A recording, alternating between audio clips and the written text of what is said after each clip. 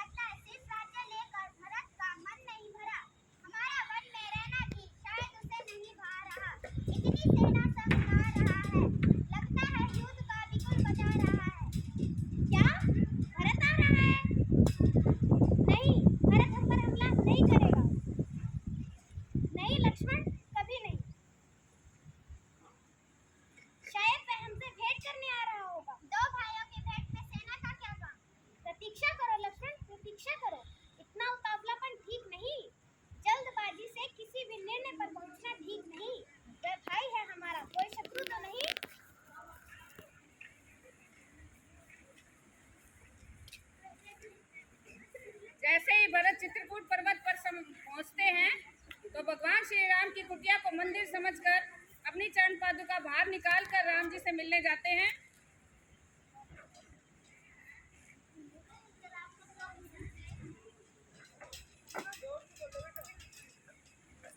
उससे जा ही नहीं रहा। भरत और शत्रुघ्न राम से मिलने के लिए जाते हैं।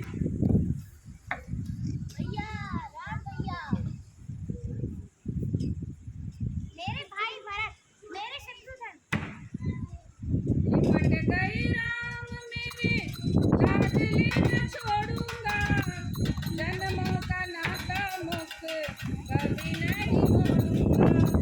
निपट गए राम मेरे लाडली न छोड़ूंगा, जन्मों का नाता मुक्त कभी नहीं मोड़ूंगा। पिता ने दिया प्रण पूर्ण करूं मैं भैया, लौट अवध को चलो रघुरैया।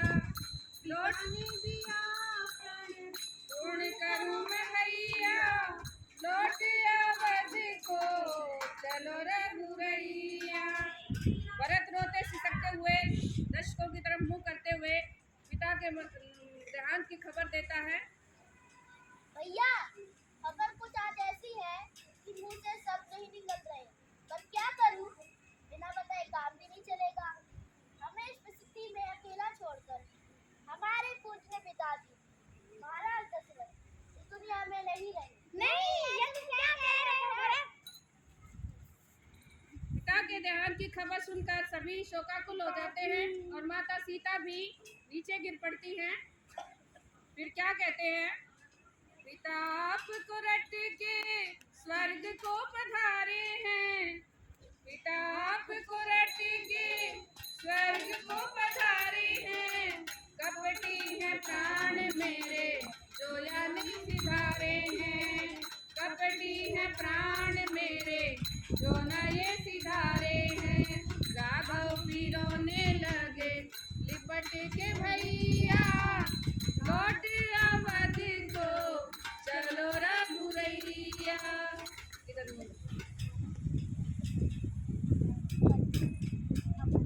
भैया, वापस चलिए, कल को अयोध्या की गद्दी संभाली।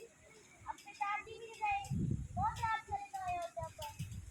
भरत श्री राम से विनती करते हुए उनको मनाने का अपने प्रयास करते हैं और कहते हैं कि तुम्हारे बिना अयोध्या जो है वीरान हो चली है। तुम बिन अवध वीरान है भैया, संग में लखन लाए लाए सीता मैया। तुम बिन अवध वीरान है भैया,